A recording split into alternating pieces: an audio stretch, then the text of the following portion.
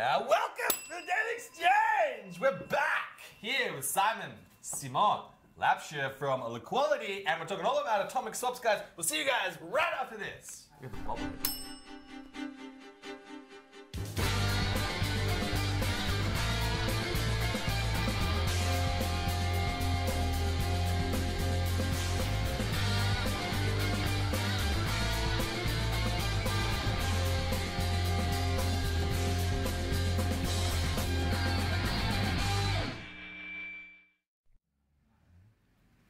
All right, guys, welcome back. We're here with Simon Lapscher, co-founder of Liquality. Guys, it is a new and better way of doing cross-chain transactions. Instead of doing something like, a decentralized exchange, it's blockchain agnostic, currently working with Bitcoin and Ethereum. Allows users obviously to hold their cryptocurrency in their wallet at all times, reducing risk, and uses atomic swaps and smart contracts. Very cool stuff. Liquality is also a spoke of the Ethereum Consensus Hub, which is incredible. I would just want to say, Simon, welcome to the Daily Exchange. Thank you, Fred. Yeah, it's awesome to be here, man. Awesome. Yeah. We're here. With the bobblehead. Look at that shirt. Now that's a shirt. Thank you. That's like, I don't even know if I can say the word what I think about that shirt, but anyway. It's all made, right, tell made us all with about, sorry. It's made with love. Made with love. Sending love out to everyone today. All right, tell us all about Liquality and sort of give us a bit of an introduction, and then we're going to do a bit of a demonstration. Tell us about it.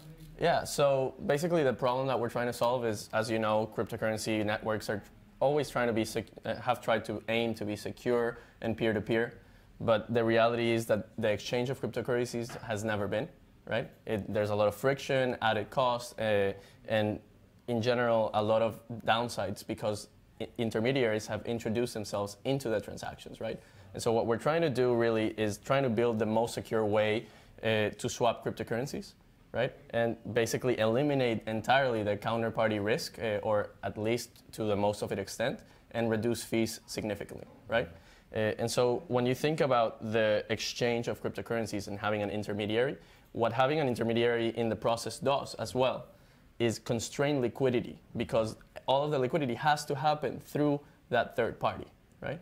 And so what we're trying to do as well is we're trying to create shared, efficient liquidity networks that span multiple assets and that don't have third parties in the middle that constrain that. And so what you'll have there is a much more fluidity of value and a lot more liquidity between assets. Cool.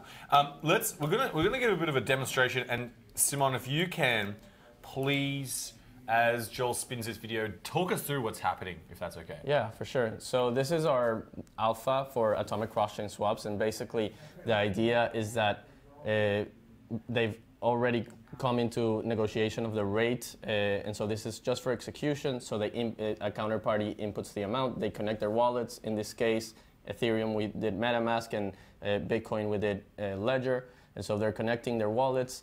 And they know the other counterparty. They don't necessarily trust them, but what this provides is an ability to swap without having to trust each other. So now they're inputting all the information, signing the transactions. What's happening now is that an escrow account, an escrow contract has been created on the Ethereum blockchain, right?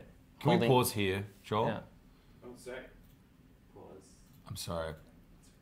Let's talk about that. Let's talk about that. Yeah, so I think it's important. Yeah, so cross-chain atomic swaps, what it's doing is basically a double escrow, right? And so it either happens, the transaction either happens or it doesn't. And so when you're swapping from Ethereum to Bitcoin, basically, you don't want to send the Ethereum first and then wait for you to maybe send your Bitcoin. It either you have to be completely safe that both things are going to happen. And so what happens in this alpha, for example, the first product that we're pushing out is that a contract is created on the Ethereum blockchain with the escrow of one person's, let's say Ethereum, right? And then that creates a link to a counterparty, so you send it to your other person, and that other person can see the terms, can see that you've locked it up in escrow, and then you go ahead and lock up your Bitcoins in escrow. And so you say, okay, now I'm going to create a contract. And these contracts are not like a typical smart contract that is centrally owned or that hosts central transactions. Each contract is specifically made for each transaction, and it's completely user-owned, which makes it much more secure and actually much more efficient. And so these two contracts now are created, and only once these two contracts are created, does the transaction then happen? Basically, a secret is shared between the two parties. This is getting a little bit technical, but basically you have a double escrow, and only once you've locked up the two escrows can the transaction actually happen. Okay. So there's absolutely no way that you get my Ether, but I don't get your Bitcoin. And so where you say it's escrow, can you just explain to the community sort of where is this escrowed? Can you just talk through a little bit about that? So it goes into, you said, an escrow, and just talk us through that. And then let's come back to that video, Joel, as well. I just want to understand. Yeah, for sure. So the escrow is just a contract or a Bitcoin transaction. It's called a hash time lock contract. So it's basically a contract that has a time limit to it. And so you create this escrow hoping that the other person also locks their funds, right? And basically completes the transaction. But if you don't, then this completely belongs to you, right? It's a transaction that has your private key, and only you can unlock it, right? And so if the time runs out, basically you have the ability to get a refund. If that makes sense. Yeah, it makes sense. So it's kind of like two contracts written with a timer that ticks down, and they're trying to talk to each other, and they probably share some sort of talk. They speak to each other in some way. Yeah. So that's the magic of Liquality. Yeah, and the beauty is that all of this is happening directly in the browser. So none of it has to go to a central server. None of it is going through a central third party that is controlling the transactions. This is entirely deployed. What we do is we provide you, the user, with the technology to be able to do that. We are in no way part of the transaction anyway, in any place. Let's keep spinning the video if we can. Joel, I think we're up to, this is the confirming the terms. Yeah, so now you shared a link with the other person. This person can connect their wallets, see that all the terms are exactly as they agreed, right? And they can see a confirmation of the transaction of the other party. So now they're going to confirm terms. This is a Bitcoin transaction, so they're clicking on their ledger, right? And now, basically, they await for this counterpart. So we get a confirmation from the other transaction, okay. Right? And now they're able to claim funds, and so they're going to be claiming funds, and that's about it, right? And so when you claim funds, what happens is that the transaction unlocks for both parties, and so now both can unlock their Bitcoin or Ethereum respectively without having any counterpart or pretty much any counterparty risk. Yeah. Okay, that is incredible. That is absolutely incredible. So maybe just for everyone who's watching as well, can you talk us through the difference of how this is different to a DEX? Yeah, of course. So the first thing I'll say is that we've been really focused on how can we make this something real. So that actually to cater to a use case that is able to function today. And so what DEXs, I think in general, try to do is they try to compete with centralized exchanges, and I think that today is a losing battle. And so what we focus right now, this product actually is focused mostly on OTC over-the-counter desks. And so that's one of the main differences, that this has been catered specifically to one of the use case, to one specific use case that we know works well because it's high volume, low frequency transactions, right? And then you have the fact that these are actually cross-chain transactions, and so most of the DEXs, in fact, most all of them, and we can talk about the introduction of WBTC later if you want, but they are specifically in one chain, and so that limits the liquidity of it significantly, right? Because you can't introduce other important assets into the DEX, and so we are building something that's blockchain agnostic. And that basically incorporates from many different chains and talks to all these different chains. Okay. And then, I think the other thing I will say is I'll bring it back, and I'll continue to bring it back throughout the interview or throughout the podcast, to the fact that DEXs are still intermediated. And so they host either control to their smart contract, or they have admin rights, or they can freeze transactions, as we saw with Bancor. Right? There's many different levels of centralization, and basically that's what the DEX world has come to, because they want to make it efficient. They want to be able to compete with centralized exchanges, and they're putting centralized layers in the middle, which completely negates the whole value proposition. Right. So DEX is not quite DEX. No. not the decentralized as we thought. Okay, and now let's talk about how does this compare? How does Liquality compare to, like, you got Komodo, WANchain, Shapeshift, which I guess also are proposing that they do atomic swaps. Tell us, how's Liquality better with Shapeshift at first right out of the bat is not peer-to-peer, right? And it suffers from, there's limited access to it, especially with the recent changes. And I get it because they are the counterparties to the transaction, so they have to be able to comply entirely with the applicable laws that apply specifically to them. But then you have things like Komodo that one have very poor usability, and then two, again, are trying to tackle the exchange, the trading use case, the high frequency trading. And so you have these interfaces that are trying to mimic exchanges when the reality is that that's not possible, right? Today. It will be possible in the future. And so that to me is one big difference. The other difference I'll say is that we engineered this to be completely open source and blockchain agnostic. And basically what you can build different interfaces that connect to the same liquidity pool, right? And so you'll have this growing network of liquidity that will be really impactful and that will allow much more efficient swapping of assets. I love it. Yeah. Okay, so let's get into, I guess, if you were just to boil it down, Liquality's key use case is, tell us your focus. You said on the OTC market. We've got these atomic swaps, one-to-one. Tell us about that key use and who's that user on the other side of Liquality, or users.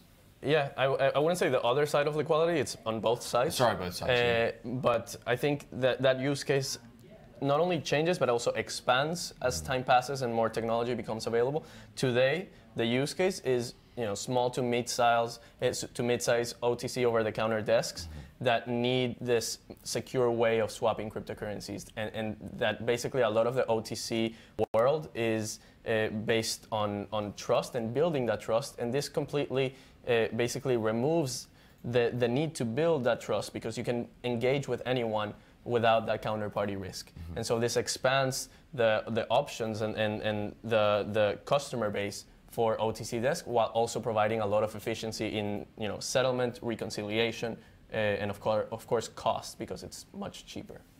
Or basically there's no fees except for mining fees. Yeah. Wow, that's great. Yeah. With just a small question we've had about the platform. If someone wants to pull their funds before the swap takes place, the market moves. Is it how long are the funds locked up for? Yeah, so right now the alpha that's coming out this week is made so that the funds are locked for up to 12 hours. Doesn't mean that they're locked for 12 hours. It's up to 12 hours, and if the counterparty doesn't respond, you can get a refund, right? But what that means is also that the transaction or the discovery and matching of the transaction should happen beforehand, right? That's why we focus specifically on the execution. And so they should have negotiated a rate, and they're only using this to make sure that there's no counterparty risk. And so with that being said, yes, you could pull funds out of the transaction, but at the same time, they should go fast enough that the volatility isn't a factor. And it will continue to be less and less of a factor as we introduce things like more secure zero confirmation on Bitcoin when we introduce layer 2 for instantaneous transactions. Okay. Yeah. Now, on your slides, I think, and you have some other information about the disintermediation. It's a convoluted word, man. Disintermediation. That's the word of the day for Thursday. Disintermediation. Yes, I love it. Disintermediation movement. Disintermediation. Yeah. Tell us about this philosophy you have around disintermediation. Yeah. Simon. So as you're seeing on the screen, I think what we've seen this ecosystem changing towards is the fact that now people are very focused on replicating existing business models on top of a decentralized platform like Ethereum, right? But that doesn't mean that that's not the real innovation. The real innovation here is the fact that you can have a censorship-resistant, permissionless, accessible, independent network, right? And it goes the same to the exchange and to any application. And so when you think about the evolution from something that's decentralized doesn't mean that it doesn't have parties in the middle, right? You can be a decentralized intermediary and be a rent-seeking intermediary. Like a DEX, like a decentralized exchange. They're the perfect example, right? And that's why we set out in part to do this, because initially we actually wanted to build a traditional DEX, and we realized that wasn't going to be the way to accomplish our long-term goals. And so the reality is that not that we see disintermediation as the goal, but it's the only way to truly achieve this truly peer-to-peer interconnected network of liquidity. Because the minute you put someone in the middle, they constrain all the liquidity. Not only that, but they take all of the bad sides of the legacy system with them and incorporate them into this new world. So we're really adamant, and we built this little kind of like 2x2 matrix to show that if you really want open, shared, censorship-resistant networks like what Bitcoin did to money, you need to be both decentralized and disintermediated and take yourself out of the equation and think about new business models and new paradigms of being a better participant rather than just sticking to the same, which hasn't worked. So if I was to try and understand, for everyone listening as well. So the bigger picture or the bigger vision there is that decentralized exchanges are operating, in smart contracts, but they can actually be intermediated. As someone can come in the middle and do something to them. And if you go to like a Bitcoin transaction, when someone transactions a Bitcoin to someone else, it can't be frozen. No one can get in the middle. It can't be intermediated. This is disintermediation. Yeah. So someone can't get in the middle of a Bitcoin transaction, and what you are, I guess, Liquality is solving for is you're creating an exchange of tokens of value without anyone in the middle. That's exactly right. So that's new. Yes, and that's why we're doing it. Not only because not only because it's new, but it's because we actually think that it's a way to get to a world where people have better access to goods and services and to the digital economy. This model of being in the middle and taking all the exchange with you doesn't work. It's been proven not to work, and so you can It can be popular for a moment, but then the long-term vision never comes to life. Okay, let's talk about, just going to move forward a little bit in terms, and then we're going to come back to another question about roadmap, because I think it's important, but yeah. Just as a bit of news right now, WBTC has come out. It is wrapped Bitcoin. Joel, I think we've got image 6 on this one. The project is with BitGo, Kyber, and the Republic protocol. Essentially, it wraps Bitcoin, you store it in BitGo, I believe, and then you can trade it as an ERC20 token on Kyber, Republic Protocol, and there's, I think, 6 other decentralized exchanges, yeah. Not disintermediated exchanges. I just want, I think this is a great example. Tell us, what's the challenges you see with WBTC? Listen, I think it's a great collaboration. It's always good to see a lot of pretty important players in the space coming together and coming to a solution that tries to solve a problem. I think it's a band-aid. I don't think it's a real long-term solution. And so what they're trying to do really is trying to force Bitcoin into the Ethereum network, and basically what they ended up doing was going for an IOU. And so when you have to first, yeah, exactly. So you put this up. This is your article, I believe. Yeah, it's on blog.liquality.io if you want to read it. Check it out, guys. Blog.liquality.io. This is a great article to give you a good explanation of the other side that Simon has put together on this. Sorry, and I interrupted, but no, guys, do check that out. It's a great piece. Yeah, so basically what it is, it's an IOU, right? You're depositing your Bitcoin with a centralized, trusted third party that then issues a ERC20 token. And so not only is it an IOU, but it also becomes confiscatable. You have to request for access into this platform. So it really negates all of the things that Bitcoin was actually built to do. right? It introduces a few different issues as well. Forgive me, I'm just topping up my nitrogen-fueled caffeine drink direct from New York City. It's a little on the stronger side today because we need an extra bit of nitrogen, Simon. We need the fuel with the blizzard. That's the blizzard. We've been in Times Square. We're coming at you guys. We don't care. This crypto winter ain't gonna stop us. No, not at all, man. What crypto winter? So what I'm hearing is that this is just intermediation of Bitcoin transactions. Yeah. So to put it bluntly, I think Tether has a lot more value than WBTC in that sense, because if you think about Tether, yes, it's centralized, you have to trust a third party, but it's trying to mimic or trying to mimic a asset that is not natively based, right? There's not a solution. You have to integrate with a legacy system. There's a lot of obstacles behind it, but integrating Bitcoin into swapping for cryptocurrencies and bringing the liquidity of Bitcoin can be done today. We're doing it today. Probably not in the way that that these DEXs are looking for, because they're competing again with the centralized exchanges, and I think that's we're not there yet.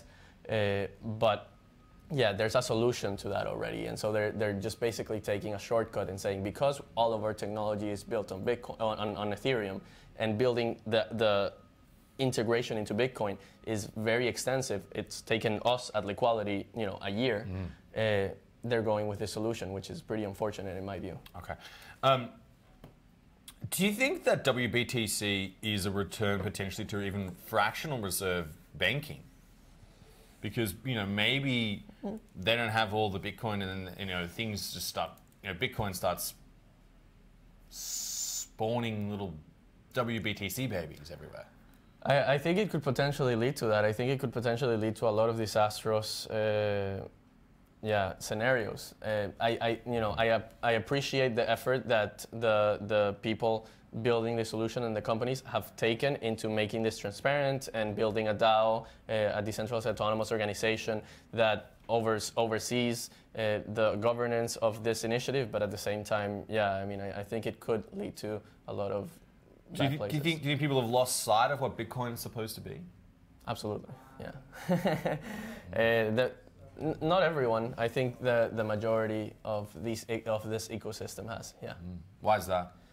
It goes back to what we were talking about, disintermediation. I think if you're really if what you're about is just trying to recreate legacy models on top of this new kind of like opportunity and world that brings social change, then all of what you're doing is just efficiency. You're doing an efficiency play. You're not really building new systems and new paradigms. Okay, let's talk about, there's another piece of news come out with the digitization of Tesla stock as an example. Potentially, I'm not sure if it's quite clear whether this is a security token or a derivative. Forgive us, there's a great article here written by Andrew Munro. I'm sure that it could go on to give everyone the exact details of how that works and exactly how that is going to play out. What do you think about digitizing these kinds of assets versus, say, digitizing, WBTC? I think it solves a problem.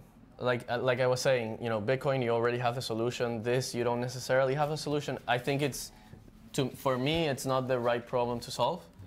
Just because I think you're extending the chain of IOUs, right? There's no finality, there's no accuracy, there's no verifiability. But at the same time, if there's a demand and they want to pursue that, then by all means, now it allows people to trade 24/7, and it allows them to trade against crypto. So I see the solution, I see the problem. I don't think they are the right ones. Okay. Yeah. Let's move on and talk about consensus. So you guys were chosen by Consensus to be part of their project, which is an incredible feat. Congratulations on that as well. It's awesome. Tell us, and you spoke, I believe, at Consensus as well, if I'm not mistaken. When? Sorry. So you guys are... so we participated in panels, yeah. Right. And tell us, what's it like being part of Consensus? I think Consensus is an amazing company. an incredible experiment on a lot of different things, and many of them are coming into fruition. And so Consensus has many different sides to it, right? It has the venture studio, it has the enterprise work in solutions, it has an academy for educating. Yeah, I mean, being a part of Consensus is amazing in many ways, in the sense that you get to be a part of something bigger and building this ecosystem from the ground up together with incredibly smart people and a lot of good resources. Okay. And so I think there was some recent news that Davos just wrapped up.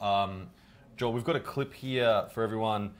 Joe Lubin obviously is one of the leaders of Consensus. He, you can see here, we'll spin this video for you guys. He talked a little bit about sovereign identities, digital footprint, and the Internet of Things. I don't know if you want to roll that clip for us, Joel. Internet took decades, essentially, before it was even relevant to anybody but other than academics. The World Wide Web was invented in 1989.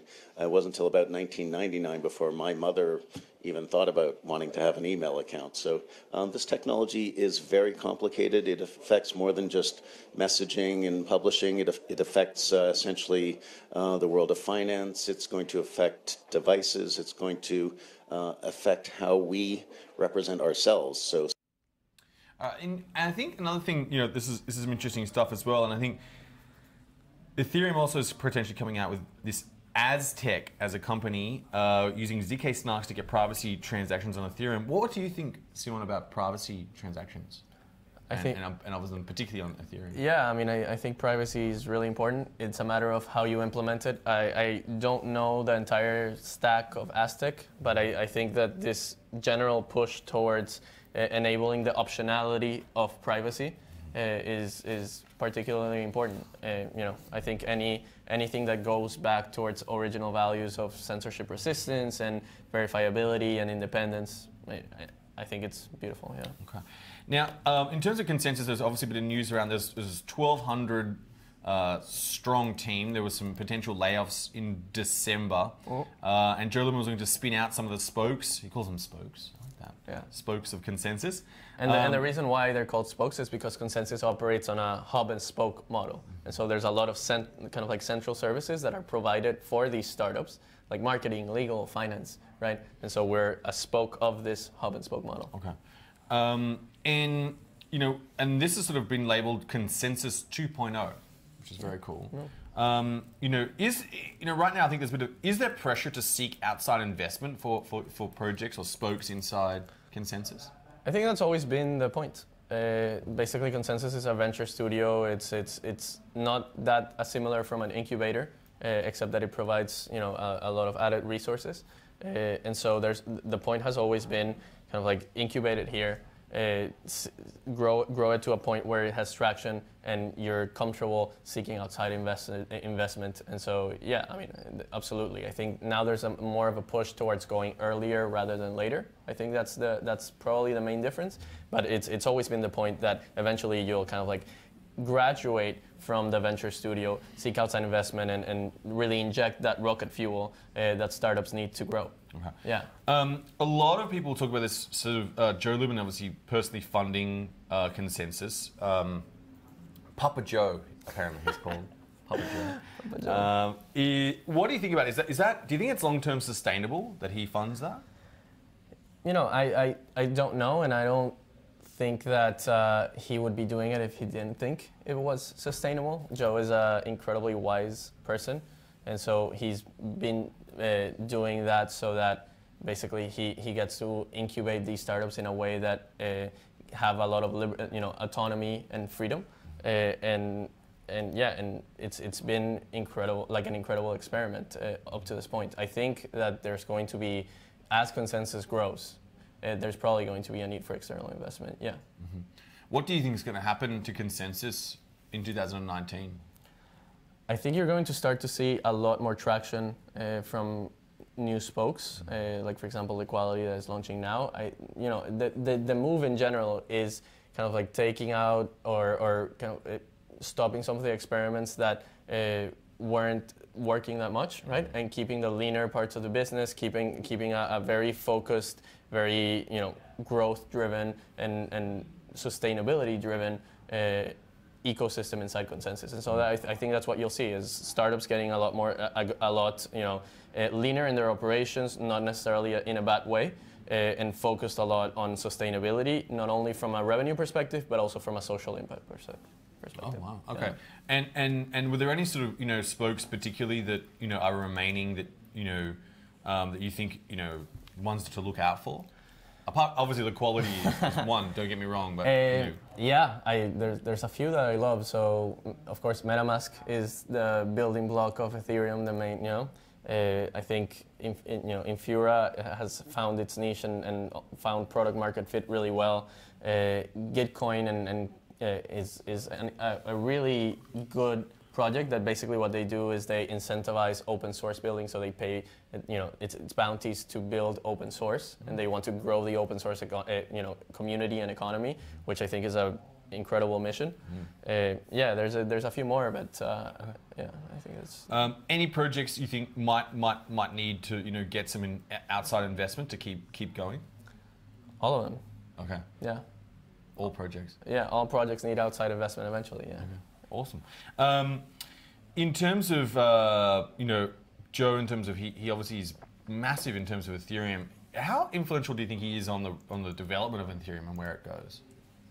On the development itself, I think it's more indirectly influential in the sense that he is building consensus, and so MetaMask, Infura, Truffle specifically, which is the framework to develop Solidity applications, Uport as an identity application. So the fact that he's brought them to life and he advises them, I think it's hugely influential because those startups and those products have shaped the ecosystem. And for without MetaMask and without CryptoKitties, for example, there wouldn't have been kind of like that understanding that the network actually needs to scale. Okay. Yeah. Let's talk about Ethereum and where it's going right now. What's your sort of take on where Ethereum's at and where it needs to go? I mean, Ethereum's at a good place for what it wants to do. I think that there's different missions between different blockchains. I think it needs to scale and really rapidly, and I think everyone knows that. And so 2019, so far, and it will continue to be a huge focus for scalability and privacy, because that's what's needed to be competitive. I'm proof of stake. Simon, are you on the proof of stake train, or? I'm not sold on the proof of stake train. I want to see it implemented and see how it goes. And I have my concerns on the viability of staking digital assets as opposed to energy. But I think it's definitely intellectually incredible, and I would love to see where that goes. Okay. And you obviously you're compatible with your blockchain agnostic, so you have many chains. Yeah. So, EOS, Tron, and then we've got some other ones coming up as well. What sort of in terms of dApps, we've seen some moving from gambling in particular, moving to EOS and Tron. I think we had some graph with some data the other day. But yeah, I've seen that graph. You've seen? Okay, cool. I guess what do you think Ethereum needs to do to remain competitive now? I think it needs to find use cases where it can, and I say this for everyone that's building out there, you need to find use cases that are existing right now, right? In the sense that Liquality is a lot more than this alpha that we're launching, right? It's a vision for a more open and equitable world. But we have to do that in steps, and we have to do that in steps that make sense now. And so what I think needs to happen is a lot of focus on scaling, a lot of focus on privacy and sustainability, but at the same time, a good amount of focus on, not only what can I do now, but what can I do now that benefits the greater vision of disintermediation and not rent seeking. Yeah. Now, there's some news out right now, Ethereum. And by the way, sorry to cut you off, but I think, all of this dApps, for example, gambling and gaming, they require high frequency throughput. And so they're going to EOS and Tron. The reality is that they don't necessarily need disintermediation or decentralization. What they need is just, more availability, and they might need some standardization to, move assets across games. And so that might be a reason why they're moving. But, to me, it's almost like you're building on an AWS application. Right. Yeah. Right. It's night and day. Yeah. Right. In terms of some news out right now, Ethereum Classic, Bob Somerville. Summer will come. And we'll be. Ethereum core developer is taking over the lead of Ethereum Classic. I think we've got just a couple of images here as well. But wanted to see, I guess there's this idea of Ethereum and Ethereum Classic working together. I guess there's two chains again, so it's sort of like a re-intermediation. No. Do you think it's possible for the two chains come back together and share, what they're trying to do? It depends on what you mean by coming back together. I think that from a technology standpoint, the chains are different and they've operated in completely different ways for, since the DAO. And so technologically, no, I don't think they'll come back. What I think can happen is seeing a lot more cooperation on the development side, in the same way that you see, for example, what Litecoin was or is to Bitcoin, where it implements features, sooner to kind of like as a testing ground. Mm-hmm. I think that could be really useful for both of them to work together as that. Yeah. And Ethereum Classic, will you support that with your with your system as well, or is that, where do you think that the place of Ethereum Classic is, and then you're making just business decisions? I mean, I think natively we support it just because of the fact that it's very similar to Ethereum, so it's easy to implement. I think that we've chosen to go with the highest liquid assets and the ones that are most in demand, and so that's why we have initially with the Alpha Bitcoin and Ethereum, right? I think it has a place. It has its own ideology. It has a community of followers, and it has, I think, like I said, I think it has the ability to be a good testing ground for Ethereum. Okay, tell us, what's in the roadmap for Liquality? So you said there's a launch coming up next week. Tell us more. What can people expect? Yeah, so we're launching the alpha product that you saw. We're really excited because it's taken us it's taken us a good amount of time to get here because this is new and pretty hard to do what we've accomplished. So I'm really proud of our team. And you got some cool T-shirt, man. Thank you. Sick logo. Look at that, guys. That is just. I wish I had a logo like that. Thank you. We'll bring you a T-shirt. Oh, I like that. I only wear black. Yeah, I only wear black as well. Good. Well, that's why we made it black. So what's coming next, it's an evolution of the same principle of disintermediated peer-to-peer exchange, right? And so what's coming up next, for example, we're going to enable a value management system. So if you think of WordPress, right, WordPress.com, that lets you instantly create a site for those of you that are not... Finder runs on WordPress. Right, exactly. And it was very easy to do, right? And you didn't need too much development knowledge to build your own website. Mm-hmm. We're trying to do the same for the crypto world, where, for example, you have some assets and you want to put them on sale 24/7. Basically, you'll create this website via us, right? Via Liquality in a software as a service type of play. And you'll be able to, as an OTC and even as a retail customer, you'll be able to expand your customer base and have a lot more, a trustless way of 24/7, having these types of interactions and transactions and swaps. Okay. And then from there, it's just a matter of how do we connect those different sites and value management systems to create this shared liquidity pool that eventually, as we scale, as we get better instantaneous technology with like layer 2, that's when we compete with the centralized exchanges of the world, and that's when we enable new things to happen with the sharing of liquidity across many different pools. And that's when this what we're doing right now is incredibly exciting. I think it'll continue to get more and more exciting as time passes, which is awesome. And then so you talked a little about this before, just before the show. You said you're moving from, I guess, transaction-based to having an order book. Do you want to tell everyone a little bit about that as well? Because I think that's a key part, right? Yeah, I wouldn't call it necessarily an order book because I would say maybe it's an aggregation of liquidity. Okay. Because an order book tends to be that is centrally held, a centrally held place by a third party that controls the orders coming in. And I think what we want to do is have the ability for these sites to be a part of the same network. And so by the fact that they're able to communicate to each other, you're able to see what is happening in this global pool. And so, yeah, I think that's incredibly important because as we move into other assets as well, you'll be able to, for example, create your own interface to your own country, right? Create your own interface to your own type of asset, different use cases. And in the back end, today, you can't do that, right? 0x, I think, is going in the right direction as well with that. But the idea is that all of these different kind of like interfaces, all of these different assets, they're all talking to each other. And it's not only currencies, right? It's data. Mm-hmm. So if you think about the DNS, right, which is a huge problem, right, and the hosting of websites. Basically, you could have an atomic market for DNS, data for crypto. And so that could be really interesting as well. Wonderful. Okay, we ask everyone, lastly, I think there's a couple last questions I just want to ask is what's your sort of forecast, in the state of cryptocurrency and blockchain right now, and what do you think we need to do from here? I think we need to get scale, and I think we need to focus on protocol development much more.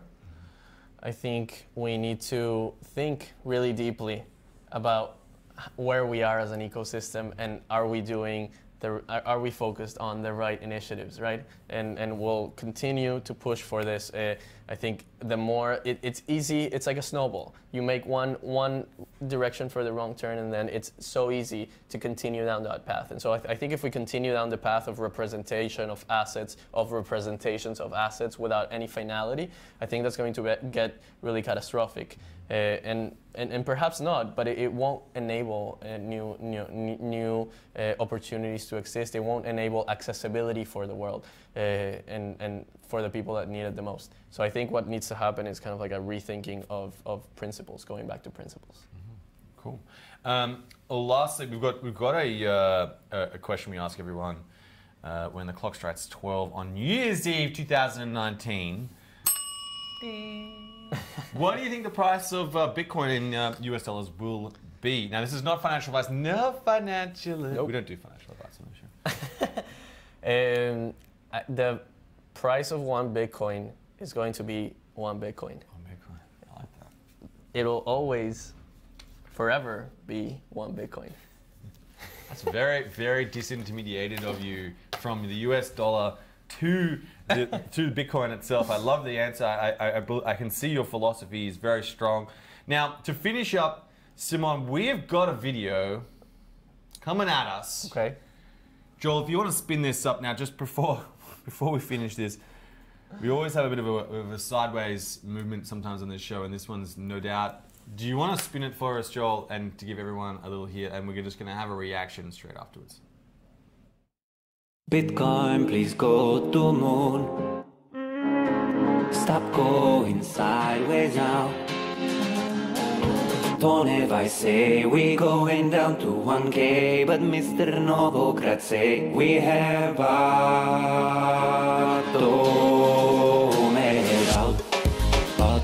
out. Novogratz is bullish. Bottomed out. Don't ever rise is deadish. Barrett's calls in 13 punches. Novogratz is bullish. Bitcoin could be at 40,000. Let us go to moon.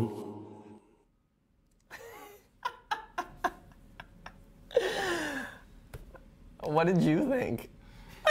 I love it. It's catchy, man. It's catchy. I could probably play it one more time, but I think that I don't know. Like sometimes I get them, and sometimes yeah. How are you feeling? Can I make an open invitation to whoever created that video to come create a video for Liquality? Because I think that guy knows something that we don't. I agree. 1000x, 1000 with the numeral 1. Well done on your video, Mem. I applaud that. I think memes are big in crypto, really. Yeah, it's massive. Absolutely. Have you seen there's a guy in YouTube also, Bizonacci, that makes the most ridiculous and funny videos for, like, especially focused on trading. It's just, all of this meme culture is amazing. Simon, thank you so much for coming and joining us on the Daily Exchange. Guys, do check out the website, liquality.io. Bobblehead, bubble it up. Launch is coming up next week. This is the Aspen, Colorado bobblehead. And again, really appreciate what you guys are doing in terms of driving this industry forward and bringing this disintermediation philosophy to the forefront. I think it's really, really important. It goes back to the roots of where all this started. Thank you. I think you're doing your part as well, very much, by being you and you know, going to crazy lengths. Like I saw you yesterday in the snow blizzard, and that, you know, takes balls, and it I think it pushes as well the kind of like the discussion forward with these types of conversations. Try to get it out there as best we can. We've got speed stripes as well. Speed stripes. Speed stripes. All right, guys. We'll do subscribe, and we'll see you guys. Actually, we'll see you guys later on today. We've got another show coming for you. That's see you intense. guys. Yeah.